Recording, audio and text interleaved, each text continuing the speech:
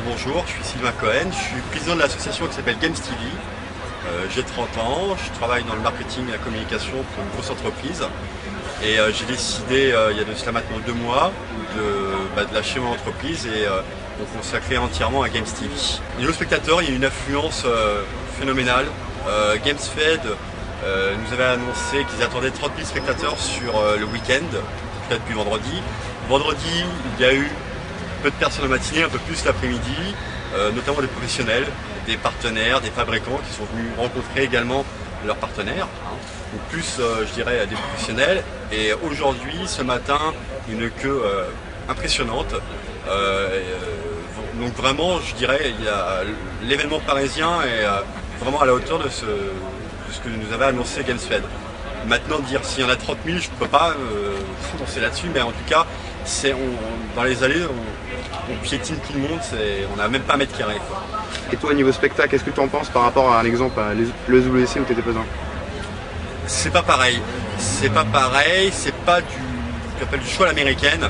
Moi, ce que j'ai vu à l'ESWC, l'événement qui a été pensé par Ligue Arena, maintenant Game Service, il était vraiment axé beaucoup sur le visuel, avec beaucoup de couleurs, beaucoup de luminaires, etc.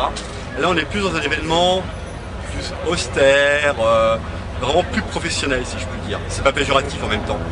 Samsung a mis le paquet, également en termes de communication, puisqu'ils ont un énorme stand avec leur dernière nouveauté, notamment en termes de téléphonie mobile. Mais également, ce qui rend appréciable, c'est que les spectateurs ont une énorme toile où ils peuvent justement regarder les matchs qui sont retransmis. Donc je dirais super à ce niveau-là. Je pense que GamesFed a vraiment plus été à l'écoute des spectateurs et du grand public pour vraiment permettre à tout le monde. Petit point noir peut-être, c'est justement par rapport aux fans qui ne peuvent pas accéder à la zone de compétition puisqu'il y a des parois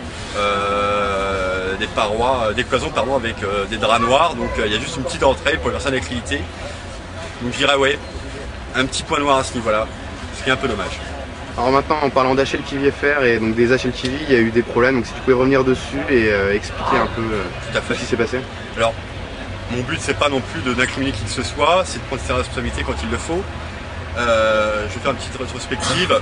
HLTV FR a été très souvent, on pense que quand les HLTV ne fonctionnent pas, ça vient de chez nous.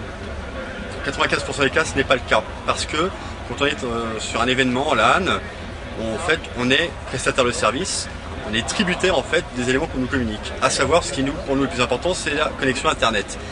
Donc ce qui se passe concrètement au WCG France, c'est que nous sommes ici au sein donc, du parc des expositions de Paris, qui appartient en fait à ce qu'on appelle ADP, aux aéroports de Paris.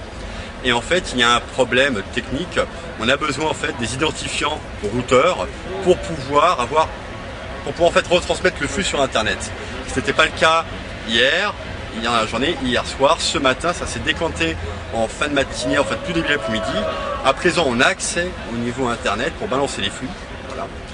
Le deuxième souci est le suivant, et ça c'est de notre ressort. On a un gros problème avec notre partenaire qui devait mettre en place certaines machines, certains types de configurations qui n'ont pas été faites pour des raisons que j'ignore encore à l'heure actuelle. Mes équipes sont là sur place, ils se battent vraiment pour pouvoir, avec les gens de chez Réseau Local qui sont en charge de toute l'organisation réseau sur l'événement, ils se battent pour qu'on puisse vraiment avoir du HLTV de qualité. Parce que là on peut faire un tour du HLTV, mais ça sera vraiment d'une qualité exécrable. Donc à ce niveau-là, il y a encore des efforts considérables à faire de notre côté.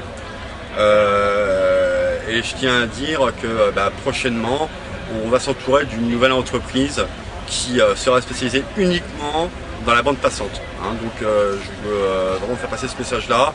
Et pour nous, c'est pas une réussite à l'heure actuelle. Il nous reste encore quelques heures et encore une journée entière de demain pour les phases finales. Je pense que c'est là où justement il y aura beaucoup de monde qui va vouloir voir ces HLTV. Et on va faire vraiment le maximum. Et si on n'y arrive pas, on s'en excuse d'avance. Il faut bien comprendre une chose, c'est qu'on est une association, qu'on n'a pas de moyens, qu'on fait appel à des partenaires à qui ça coûte de l'argent. Et voilà, on essaie de vraiment faire le meilleur et tant pis si ça ne plaît pas, tant pis on assumera. Voilà. Alors, en effet, un communiqué de presse a été envoyé au site communautaire francophone, au site également de news, en effet, pour faire passer le message que Games TV en fait c'est le nom de l'association qui nous entoure. Et c'est là maintenant depuis 1 an. En fait, Games TV est l'accomplissement d'un projet.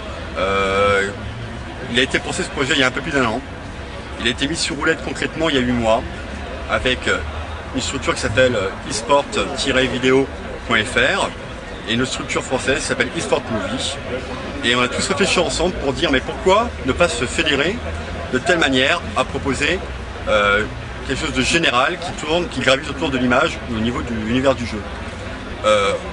On a pensé ça parce que lorsqu'on a vu l'année dernière Condition Zéro qui sortait et apparemment on pensait que l'éditeur allait mettre le paquet pour l'imposer sur le marché, on s'est dit on n'y croit pas trop. On n'y croit pas trop à CZ, donc on s'est dit qu'est-ce qu'on peut faire d'autre. Donc à présent Games TV ne se contentera plus de rediffuser uniquement des événements tournant sur le moteur Half-Life. Voilà. À savoir Counter-Strike 1.6, Counter-Strike Condition Zéro, Counter-Strike Source, CZ également et DOD. Voilà. Donc Games TV va poursuivre son aventure avec les compétences d'HL TV, c'est-à-dire qu'on fera la retransmission toujours, comme cela a été. On a également un studio donc, de production qui, lui, va se cantonner à faire des movies qui tournent autour de l'univers du jeu.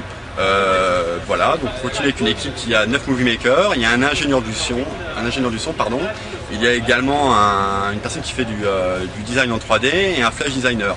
Donc on veut vraiment faire passer de l'émotion, vraiment de la belle image et quelque chose de nouveau. En fait, un souffle nouveau. Voilà. Également, ce qui est plus à Games TV, on va faire de l'hébergement web par l'intermédiaire d'un de nos partenaires avec une condition tarifaire très intéressante. Au niveau du marché, je crois qu'on ne trouve pas mieux au jour d'aujourd'hui. Également, donc, il est prévu aussi de faire du design de site web, puisque c'est une forte demande qui existe aujourd'hui. Donc voilà, tout ce qui est vraiment autour de l'image. La plus grosse partie étant donc, ce qu'on appelle le stream vidéo. En fait, d'ici donc la fin de l'année, il y aura donc une première partie qui va voir le jour, qui elle sera vraiment lancer notre émission sur Internet. Au jour d'aujourd'hui, on peut dire qu'on fera 2 émissions de 3 à 4 heures par semaine, c'est-à-dire 8 heures de diffusion en live. Donc on est en train de finaliser avec nos partenaires. Bien sûr, pour l'instant, je ne peux pas en parler, donc rien n'est fait. Donc ça sera quelque chose aussi de nouveau.